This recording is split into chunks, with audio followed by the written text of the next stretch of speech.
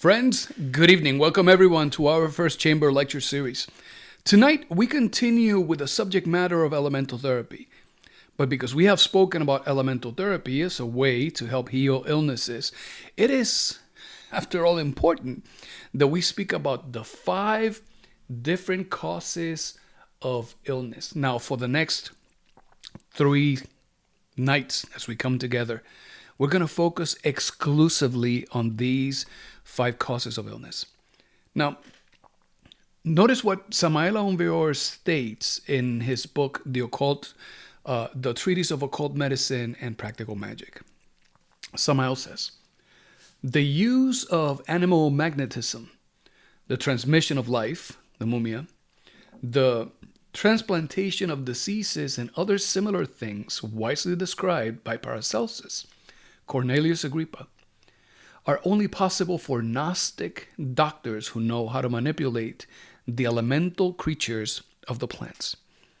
The transmission of thought becomes easy when operating through the elemental of the plants because, as already said, everything is dual in creation. And we spoke about this duality in our previous lecture. But let's go ahead and get deep into the content on these 5 causes of illness, because we're going to cover them in good detail. Let it suffice by now that as we mention them, these are the 5 distinct causes. There is the ENS ASTRALE, the ENS VENERI, the ENS NATURALE, the ENS DEI, and the ENS SPIRITUAL. Every time we hear this word ENS, this means the entity of, the substance of, the essence of. So this is the entity of the Astrolite, the entity of intimacy, then the entity of nature, the entity of God, and then the entity of the Spirit. As we go tonight and into the next couple of nights expanding on these subject matters, we hope that you're going to be able to grasp with good understanding why is it that these are the 5 causes of illness. Now, Paracelsus, being one of the great masters of universal medicine, Paracelsus being the father of toxicology, and even being one of those appointed medical practitioners, chiefs in the high courts of the royalty in Tibet, Paracelsus has left a tremendous legacy to all of us here in humanity. And as part of what he speaks in terms of the causes of illness, he says, all illnesses have their beginnings set in one of 3 substances: salt, sulfur, and mercury. We have to discuss this here at this intermediate level because by now we have heard these 3 concepts, the salt, the sulfur, and the mercury, many, many times. We know that Paracelsus is speaking strictly in alchemical language. So when he speaks about the salt, he speaks about the dense matter. He speaks about the dense substance. Of course, he is speaking about the physicality, the body, but not only the physical body, also the ethereal body. Because the physical body and the ethereal body are one and the same. It is just that the ethereal body is an upper, superior aspect of the physical body because it manifests itself within the 4th dimension of nature. But the physical body could not exist without its ethereal body. So that is the salt. The sulfur addresses the sphere of the soul. And speaking of the soul, we have to immediately consider the consciousness. And in our case, well, a consciousness that is not necessarily awake, but conditioned, trapped within many aspects of its own creation. And because it is trapped and conditioned, well, the ability of the consciousness to perceive is interrupted. Because at the level of the mind, where we have roughly 300,000 different receptors, these receptors are being blocked by the ego. And the ego, being a creation of the consciousness, being a creation that is both confused and ignorant, well, the ego is a very bad secretary. And it misinterprets, misunderstands, misconstrues all the information that comes to it, because the ego can only process information by virtue of its own conditioning. So in terms of an illness having its beginnings in the sulfur, in the sphere of the soul, by now, our intuition would be telling us that if we're speaking about a consciousness that is pure and awakened, well, that is a consciousness that is in harmony with the universe, and a consciousness that is trapped and conditioned and unable to perceive adequately because of the bad filter that is the ego. Then we can see how is it that in that inferior condition, it would become a more fertile ground to receive illnesses. And then there is the Mercury. And the Mercury, it refers to the kingdom of the mind. But the Mercury is also associated with our creative energies and our creative waters. And any mental processes that enable the inadequate use of our sexual creative energies, where they are just wasted rather than allow themselves to be reused by the body so that the body can nourish itself from it and transform them. That also results in an illness.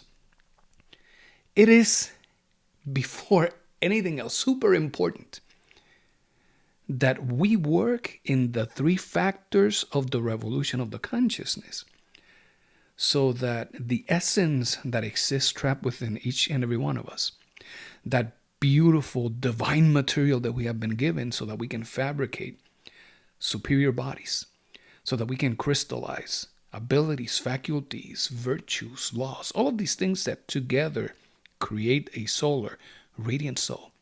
It is important that we bring our consciousness into harmony with our Glorian. Our Glorian is the Father of our Father. Our Father is the innermost. It is El. But our innermost emerges from the source of all creation, from that divine Trinity that is Father, Son, and Holy Spirit. And that divine Trinity, because it creates in its likeness and in its image, it creates a spirit, our monad, our innermost, that is also a divine Trinity, Atman, Buddhi, and Manas. A perfect mind, a perfect human spiritual soul, and of course, the body of the innermost itself. But if we are not in harmony with our innermost, if we are not living life following that petition from the Lord's Prayer that says, "Thy will be done," and rather we are constantly reacting, going about by our own impulses, by our lowest instincts, misusing our sexual creative energies, abusing of the power of the word, well, evidently that disharmony that we create makes us resemble, as a microcosmos, the equivalent of what a cancerous cell would be in a physical body. We would be creating havoc, infecting others around us with inferior negative emotions, just like an infectious disease creates and propagates infection in another body. So we must focus on bringing harmony, and that harmony not only has to exist between us and the environment. That is a harmony that has to exist within each one of us and our communities. Also, it has to exist between us and those people that we work with, between us and our family nucleus, between us and our spouse. And it also has to exist within our own selves. There must be a good balance in the three brains of the human machine. Our intellectual, emotional, sexual, instinctive, and motor centers. They must be operating in harmony and in balance. So any opportunity to bring about harmony needs to start within each and our own selves. Because when we do this, the consciousness becomes better empowered to work. From the consciousness, there are emanations, and those emanations are always happening according to the will of our innermost. So a consciousness that is in perfect synchronicity and equanimity with its own monad, with the Father who is in secret, well, as it follows the will of the Father, it exercises a willpower that is purposeful, that is constructive, that contributes not only to the work of that consciousness, but also to the work of the consciousnesses that surround it. That willpower, following the stream of the ray of creation, crystallizes immediately in superior mental forms. Once those mental forms crystallize, following the stream of the ray of creation, they materialize in emotions that are of a superior kind. And once those emotions crystallize in the superior emotional center, in the superior intellectual center, that they are both connected in the brain, well, then only good vitality is manifested. All the actions that follow are actions that are harmonious, that are aesthetically pleasing, that are ethical, that are useful. But what happens with the stream when the consciousness is then subjugated, trapped within the bottle that is the ego?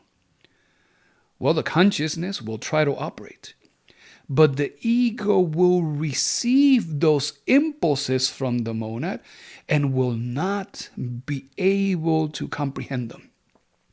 The Father will communicate, and as that atom of the Father vibrates, receiving of that wisdom, the ego intervenes and suddenly questions what it is seeing, doubts what it has perceived. It starts rationalizing, comparing, creating divisiveness even within the mind. And at that moment, that signal that comes from the Father dissipates and is lost. The moment that happens, the ego in its confusion, well, the ego is just trying to figure out ways in which it can experience some happiness. It is just that its ways are convoluted. Its ways are erroneous.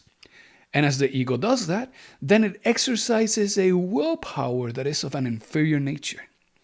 It is a willpower that is destined to satisfy the desires, the wants of the ego. And as that inferior willpower takes place, what crystallizes in the mind are fantasies, mental creations, effigies, for the most part, garbage. And if that is what is happening within the realm of the mind, gossips and conflicts and altercations and discussions and etc., well, we can only anticipate that the emotional manifestation is going to be also of an inferior kind. And if that inferior manifestation takes place, well, it steals from the vitality of the ethereal body, and it steals from the creative waters in the physical body, and ultimately, all of that creates an imbalance in the body that makes it prone to illnesses. The same thing happens when the atom of the sun vibrates within the pituitary gland. The pituitary gland vibrates, and of course we perceive it, but luckily we're so fortunate that now the resonance is at the level of the heart. And at least if there are some good residues of compassion, of kindness, we will be moved by the voice of remorse, by the impulse to serve others, and perhaps go do something that is for the most part constructive. But nevertheless, the ego continues to intervene. And how many times have we not found ourselves in a way that we are contributing to the vices and the inferior aspects of others? And we do this when we're giving our ear to become sounding boards to those who are gossiping and criticizing and judging others. We do it in the same way when we are just giving strong donations to people who are standing, for example, in a corner with a big cardboard sign saying that they need this or that. And a little observation has proven that many times they live better than what we do. that they are using those contributions that people offer, moved by kindness, but an incorrect kindness. And they're taking that and using it to continue feeding their vices of alcohol and drugs and etc. And what about when the Father of our Father, in its expression as the Holy Spirit, the Lord and Master of all creation, communicates? But we receive it at the level of the pineal gland. But because the ego is so involved, and because the pineal gland is associated, corresponds directly with our sexual creative organs, the moment that we receive those impulses from the Holy Spirit, well, they stimulate the sexual creative power in each and every one of us. And the ego, not knowing what that is, incorrectly translates those perceptions as perceptions that are of a sexual nature. And lamentably, many aspects of lust immediately kick in. And what could have been a great opportunity to receive that strength, to transmute those creative waters, to make them available to our innermost, for us to become available to the innermost as a fine and delicate instrument, that opportunity becomes lost in animal passions, in the stimulation of the senses, etc. Of course, by the time that has happened, the willpower has gone in the wrong direction. The intellect has been used to manufacture all of these fantasies and morbid scenes, and the emotion has become inferior, agitated, demanding energy from the physical body, and of course, ultimately, spilling the cup of Hermes. Those imbalances force the physical body to recover and the ethereal body to work overtime to restore the functions of the physical body. And when that happens, and we are not well nourished, and we are not sleeping well, and we are exhausted, and we are stressed, well, certainly we create an environment that becomes very conducive for the growth of larvae. And this brings us to the subject matter of the entity of the Astrolite. The ENS ASTRALE is an astral light that shrouds us, that contains us in the same way that the amniotic sac and the amniotic fluid contain the fetus. We move, exist, and carry our consciousness within this ocean of the astral light. And it is important that we understand what this means. Because if our personality, our ethereal body, our physical body, and our ego with our consciousness trap is moving freely within this astral light, then whatever happens in the astral light will contribute to effects in our mind, in our emotion, and in our physicality. Look at what Paracelsus says. Man proceeds from two principles: the ens seminis, the entity of the semen, which is the masculine sperm, and the ens virtutis, the entity of virtues, which correspond to the innermost, to the spirit. Thus, he has two natures: a corporeal, physical, of dense substance, and a spiritual aspect, the consciousness, the one aspect of the innermost that we have incarnated within us. And each one of these two aspects, the corporeal and the spiritual, requires of its specific digestion. This is beautiful because by now we have learned that there are three distinct nourishments for us. We learned this back in our pre-chamber when we spoke about everything about nutrition. We know that we nourish ourselves from the air that we breathe, because the air, other than containing 21% oxygen, 78% nitrogen, and whatever extra of some noble gases and some other pollutants and particles, etc., the air that we breathe contains prana. And prana is the breath of life. Prana is present in every aspect of creation. It is what imbues life in everything that is, that will be, and that has been. And we have learned that there are ways for us to maximize the consumption of this prana. We have learned about mantras. We have learned about postures. Recently, we were speaking about the magic of the runes. And the combination of mantras and postures and meditation and pranayama, well, they all help us to make use of this prana and charge the body with particles that are highly charged with Christic energy. But we also nourish with the foodstuff that we consume. And we also nourish ourselves with the impressions that we transform. And this should make you think that if you go about your day and you are not conscious of your breathing, and you only focus on consuming foodstuff, and on top of that it's the wrong foodstuff, and you are not transforming impressions, well, the balance that we were speaking about earlier is already affected. We need to learn to establish a good balance between knowing and being, between learning and applying. And in the same way, we need to bring a balance in all of these sources of nutrition that we are consistently receiving. We must focus on transforming the impressions as the nourishment of the mind, because that is a nourishment that goes directly into the consciousness. It contributes into the awakening of the consciousness.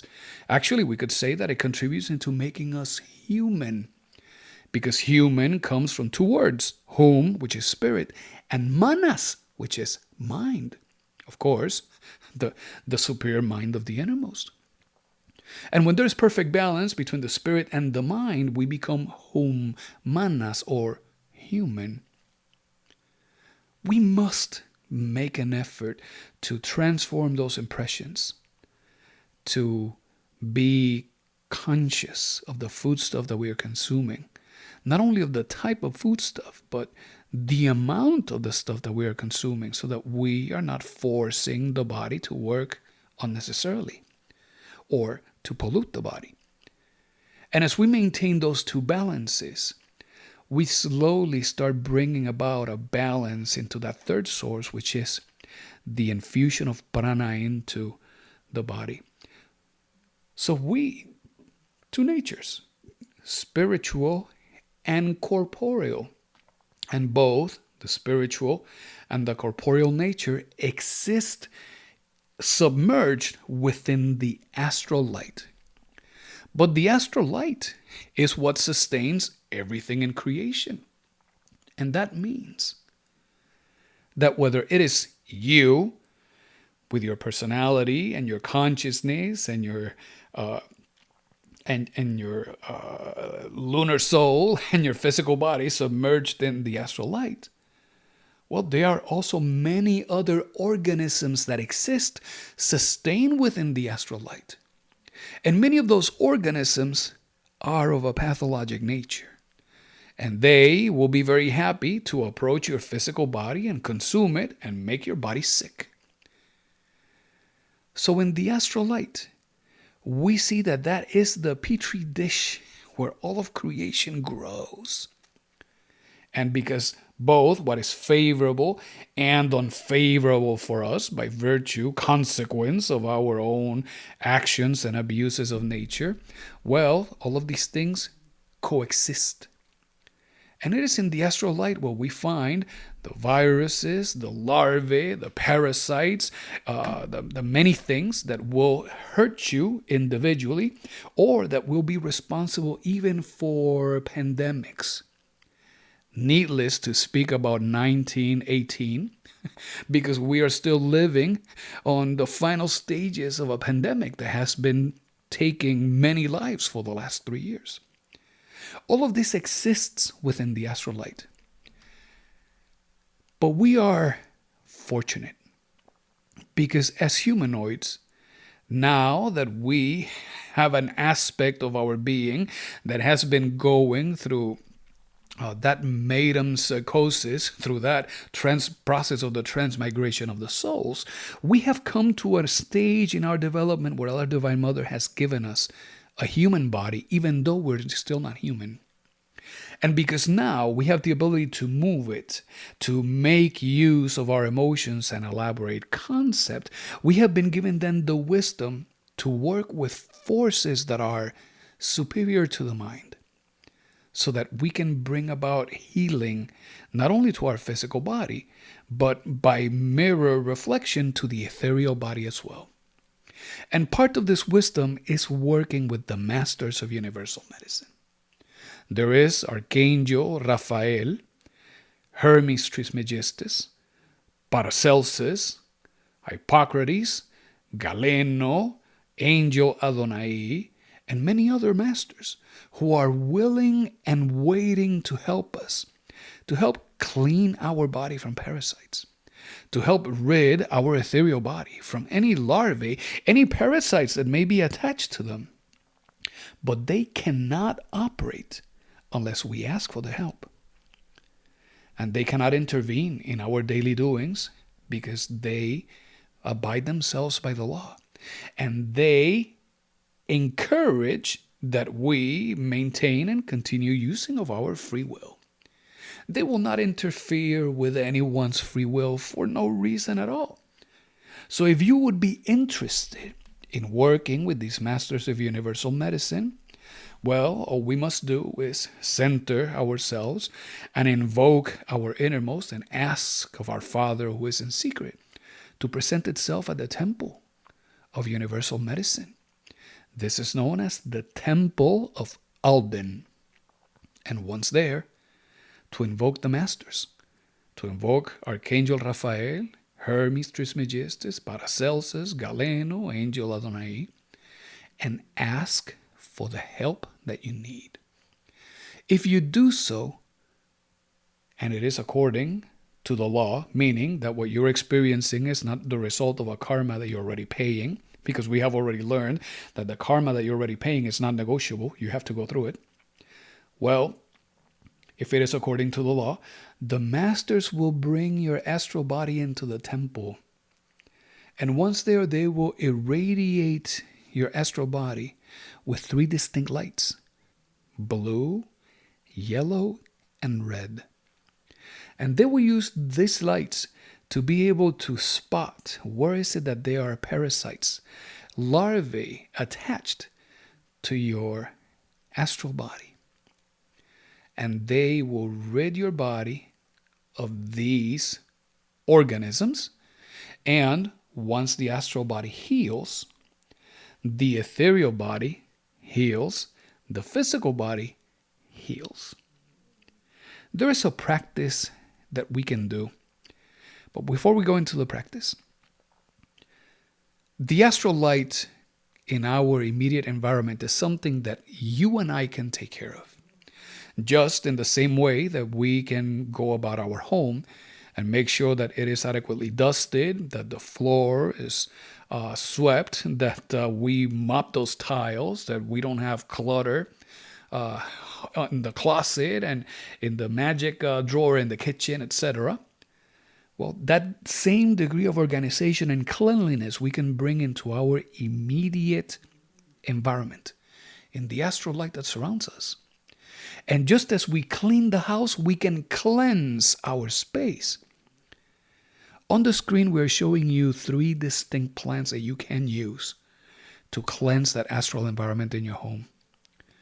If you take some hot embers, and in those hot embers, you put some leaves of belladonna, or you put some leaves of camphor, or you pour some saffron, as these leaves, as these plants burn, as they are consumed, they will release a smoke.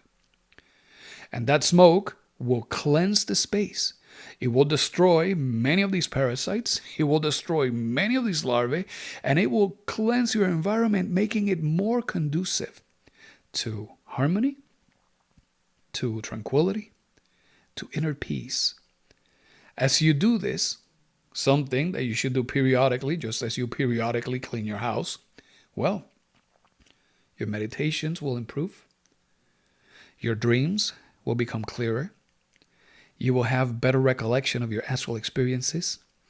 Your exercises or retrospection will be more fruitful. So there is a true benefit behind cleansing our environment. And there is a practice that we can do to send a letter to the Masters of Universal Medicine. As one of the practices that we will be doing later on, we will show the exact details.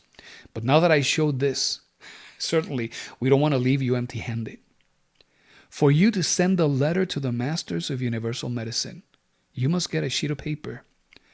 And with either pen or pencil, you must write a letter addressed to the Master or the Masters of Universal Medicine. In that letter, you need to write down exactly what is it that you need. You need to ask for the healing of whatever problem you're going through, whether it is your migraines, or maybe it is a fatty liver, or maybe you have a problem with your back, or maybe you have some other ailment. And as you write this letter with infinite love, begging and supplicating the Masters for their contribution, as you're done, you will take this letter and you will perfume the letter with frankincense. As we do this, we will always invoke of the elemental advocate. We will ask the elemental advocate to be the one performing the ritual, the practice, the salutation, to even sing the mantras, so that the elemental of frankincense works. Always in the name of the Christ, by the power of Christ, by the love of Christ. And as you perfume that letter with incense, you are singing the mantra A-Lu-Mi-No. That mantra sounds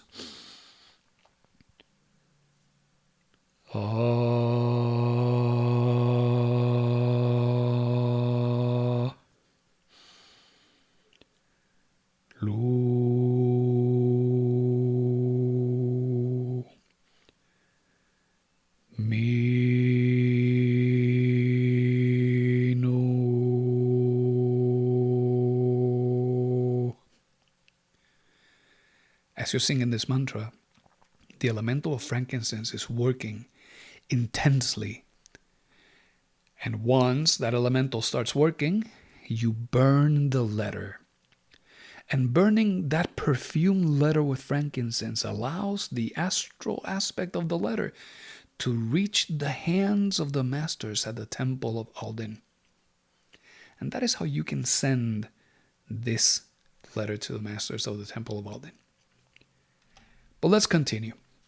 Now that we have spoken a little bit about the Astrolite, how is it that everything grows and multiplies within the Astrolite, whether it's pathogen substances, things that make us ill or sick, or us?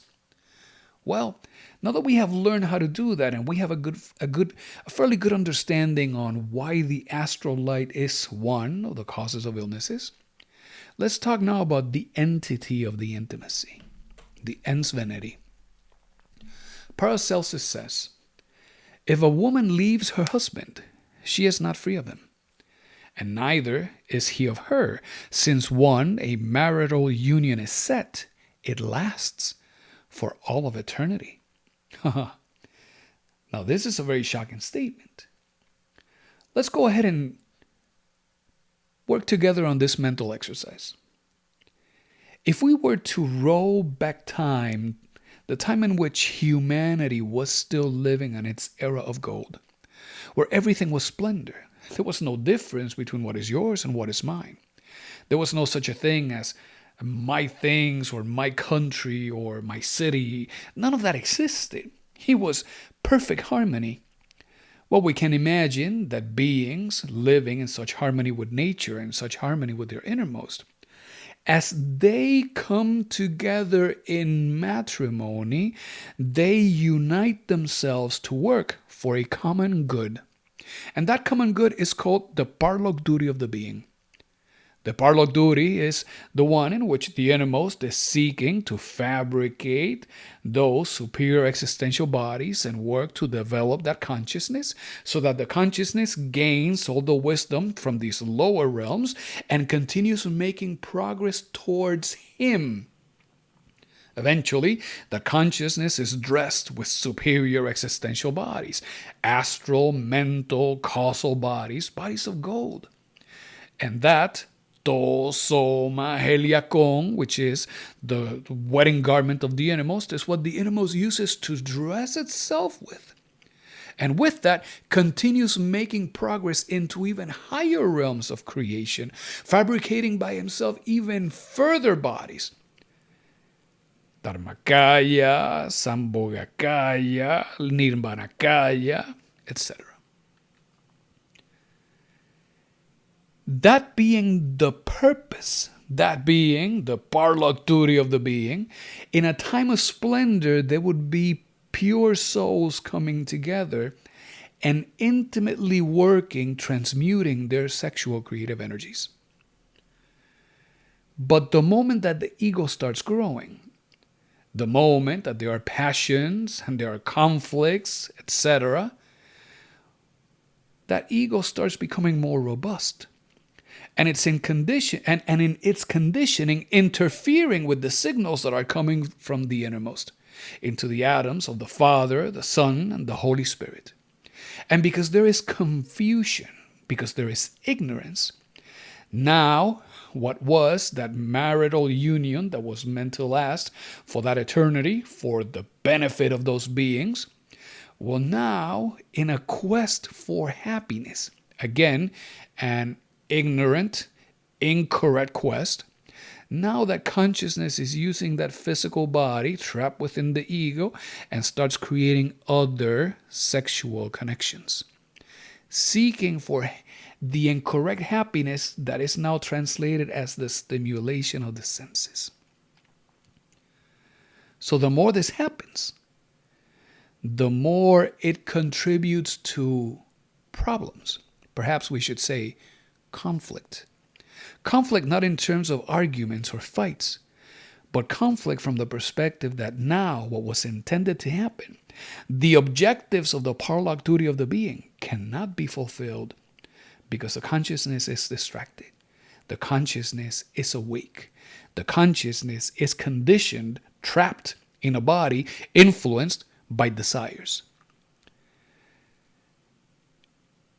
And now every other sexual connection that you have experienced starts creating markings in your astral body. All of these markings are called Karmasaya. Karmasayas are astral markings that are related to past sexual encounters. So if you, dear friend, prided yourself when you were younger on having many sexual encounters, now perhaps is a moment of good reflection. If you, dear woman who listens, if you at some point prided yourself because of having and bringing many men in your seductive powers, well, perhaps now is a good moment of reflection.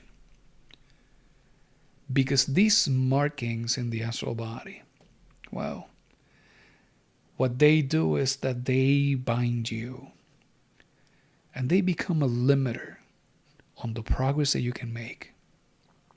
All of these astral markings that are associated to past sexual encounters make lives very complicated.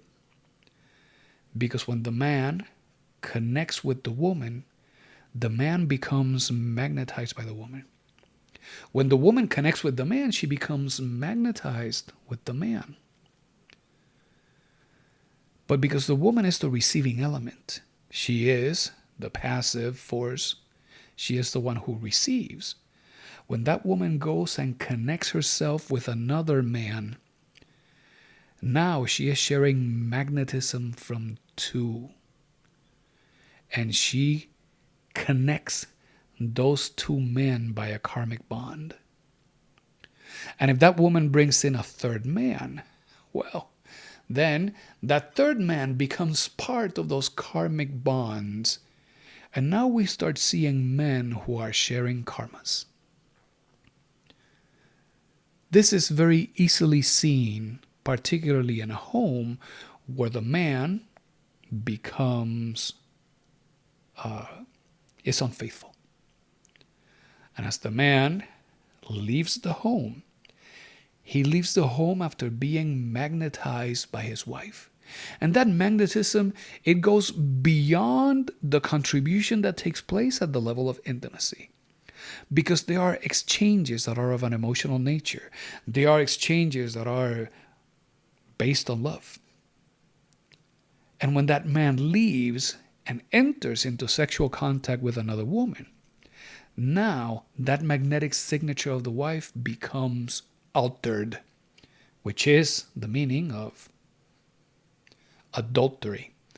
It is adulterated. It is changed from what it used to be.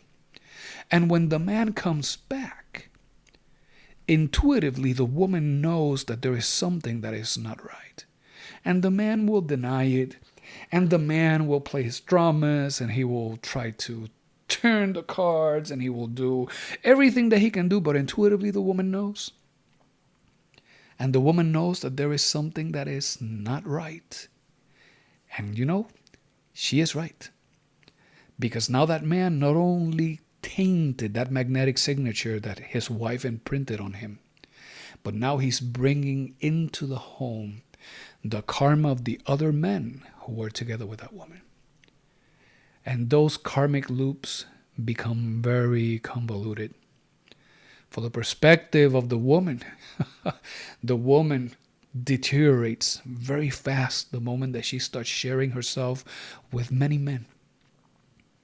And this is so evident in the infraconscious of our humanity, that even as pornography is so rampant these days, the poor women who walk into that industry, they walk in the beauty and the splendor of their late teen years, 19 years old.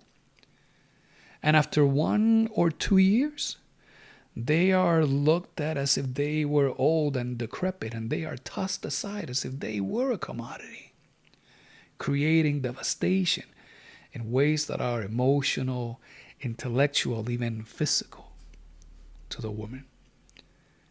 So all of these connections, the sexual connection can build us and liberate us. And the abuse of the sexual creative power will eventually bring a tremendous catastrophe.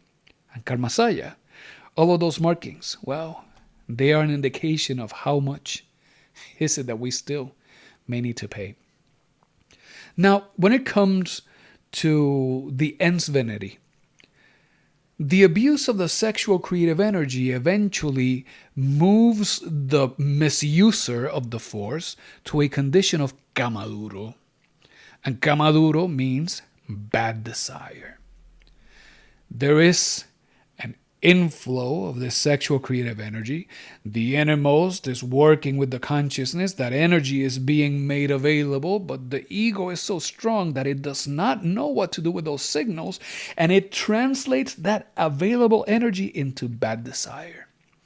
As a consequence, all of that available energy decomposes. And it decomposes in such a way that desire starts expressing itself as an uncontrollable force. It becomes a poison to that person. Those who are suffering from the vice of masturbation, well, lamentably, there are many stories about whether men or women who being moved by this uncontrollable force end up going into the practice of masturbation in places where they shouldn't. There are many who have lost their jobs, many who have been arrested, many who have been cataloged as sexual offenders because they have abused of the sexual power in such a way that it has turned into a poison for their physicality. It has become kamaduro. And the more we abuse, the stronger becomes then the torment. So there are 2 key takeaways from here tonight. The first one is we must safeguard our sexual creative power.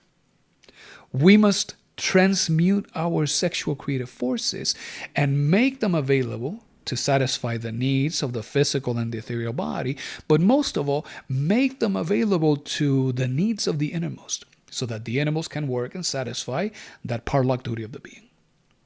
And the second thing is, we can cleanse our environments.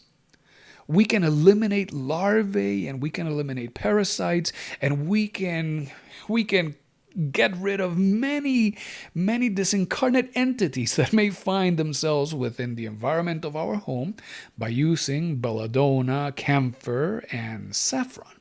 We're so fortunate that these are plants that you can even find in a local supermarket.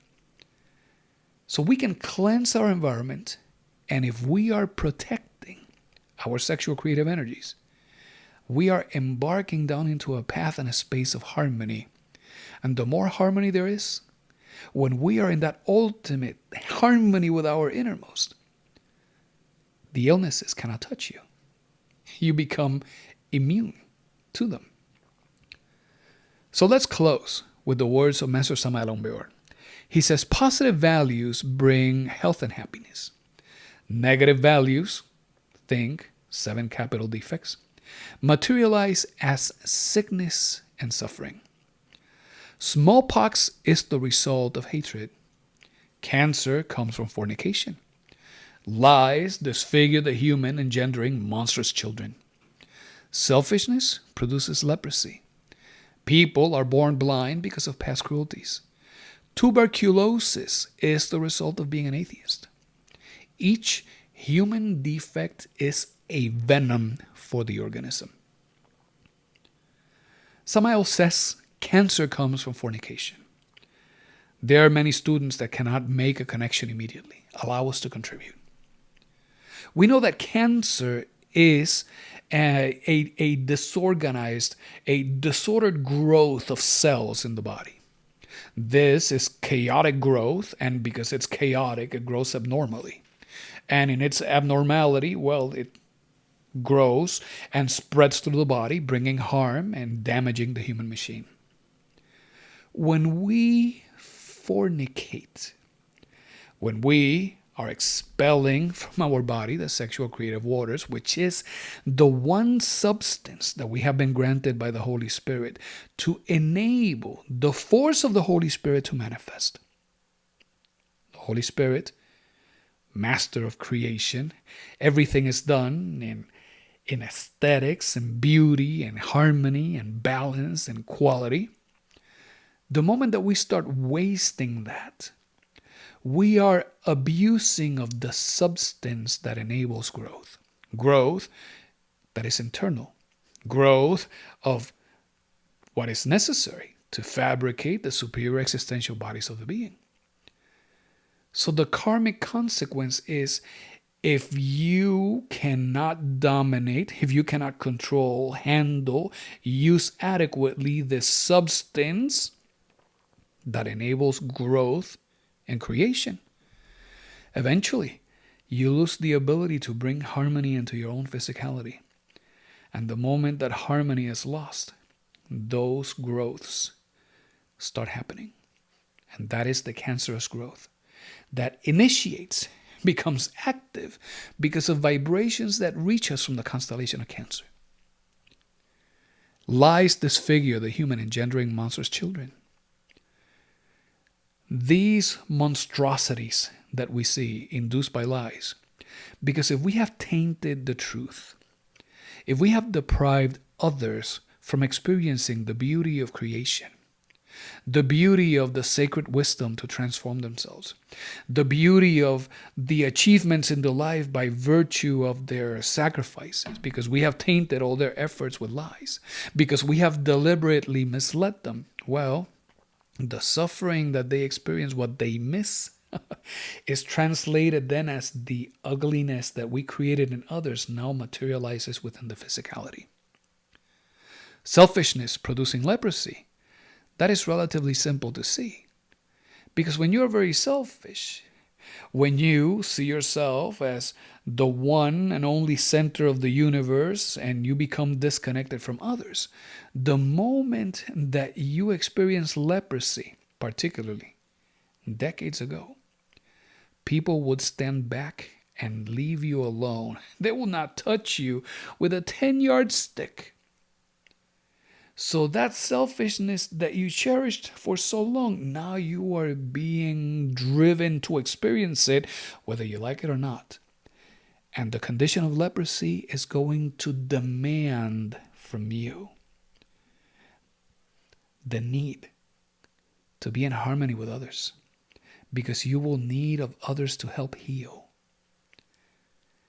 People born blind because of past cruelties, well, just as we abuse of others, inducing that abuse leads as a consequence, as a karmic consequence in the future, you not be able to perceive the beauty of interactions. And tuberculosis as an illness of the respiratory tract, the respiratory system, well, it's the result of being an atheist, because if you deny the breath of life, then the karmic consequence is that the breath of life is denied to you. And so, illnesses like tuberculosis, illnesses like others where the respiratory tract is severely affected, where people suffer the desperation of lacking the breath of life, well, it's a shock to the consciousness. It's a good medicine, so that there is good reflection, so that we can go back to the source where we came from, so that we can live a life that is harmonious, that is of service, where we strive to get rid of whatever is unworthy in us to see the virtues of the innermost unfold. So, dear friends, this has been our first lecture in the 5 causes of illness. Tonight we spoke about the ENS ASTRALE and the ENS VENERI. Thank you very much for joining us this evening, and may all beings be happy.